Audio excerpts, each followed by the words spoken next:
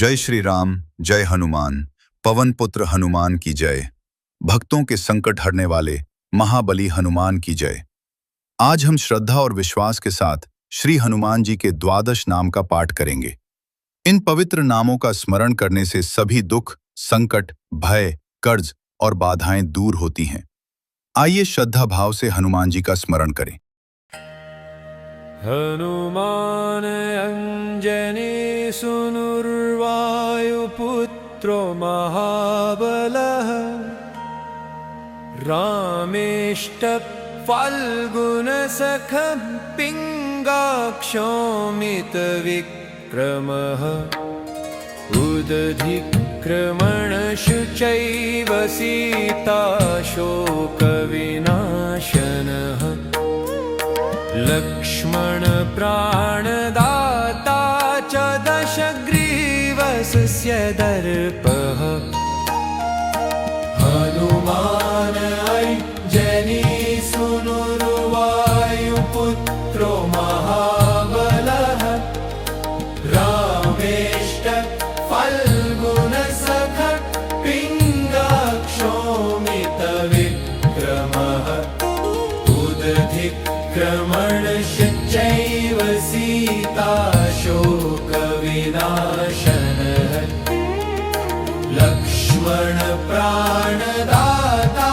च दशग्रीवस्य दर्पः हनुमान अंजनी सुनुर्वायुपुत्रो महाबलः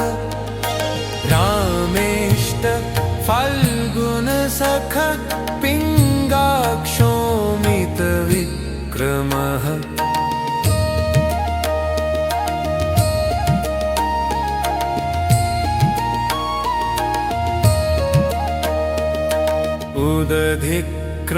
उदधिक्रमणश्चैव सीताशोकविनाशनः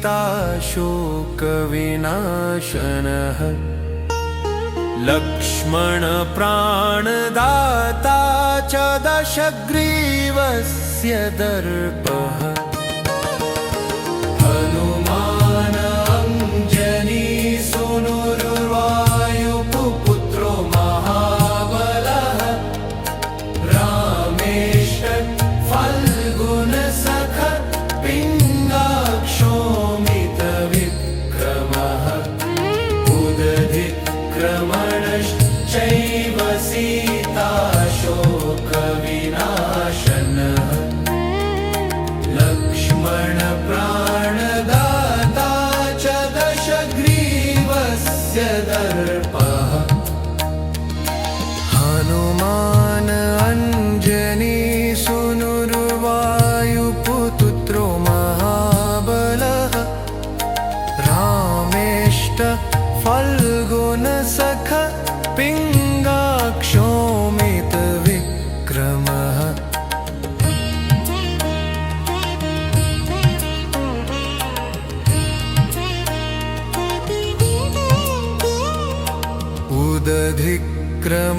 उदधिक्रमणश्चैव सीताशोकविनाशनः लक्ष्मण प्राणदाता च दशग्रीवस्य दर्पः हनुमान अंजनी सुनुर्वायुपुत्रो महाबलः रामेष्टः फाल्गुनसखः पिङ्गाक्षोमितविक्रमः उदधिक्रमणश्चैव सीताशोकविनाशनः लक्ष्मण प्राणदाता च दशग्रीवस्य दर्पः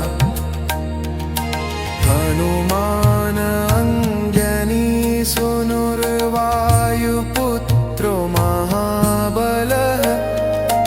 रामेष्टः फाल्गुनसखः पिङ्गाक्षोमितविक्रमः उदधिक्रमणश्चैव सीताशोकविनाशनः लक्ष्मण प्राणदाता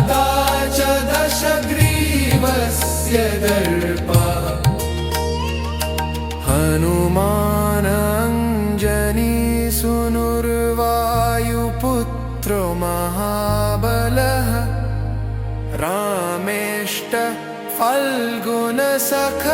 पिङ्गाक्षौमितविक्रमः उदधिक्रमणश्चैव सीताशोकविनाशनः लक्ष्मणप्राणदाता च दशग्रीवस्य दर्पः हनुमान् अंजनीसुनुर्वायुपुत्रो महाबलः रामेष्ट फाल्गुनसख पिङ्गाक्षौमितविक्रमः उदधिक्रमणश्चैव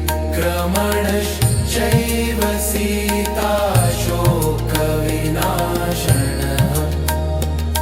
लक्ष्मणप्राणदाता च दशग्रीवस्य दर्पः हनुमान् अंजनीसुनुर्वायुपुत्रो महाबलः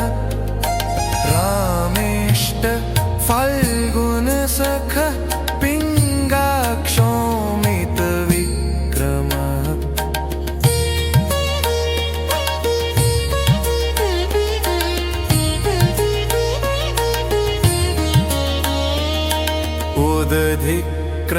उदधिक्रमणश्चैव सीताशोकविनाशनः लक्ष्मणप्राणदाता च दशग्रीवस्य दर्पः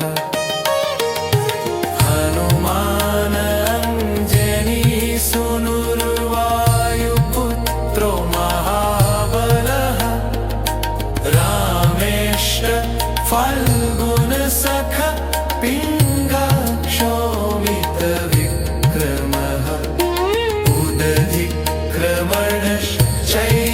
सीताशोकविनाशनः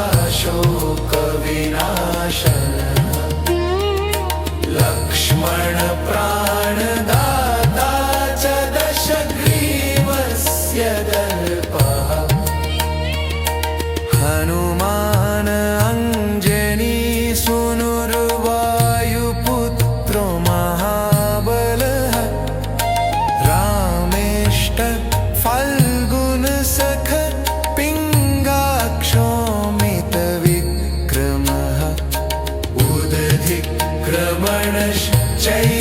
सीताशोकविनाशनः लक्ष्मणप्राणदाता च दशग्रीवस्य दर्पः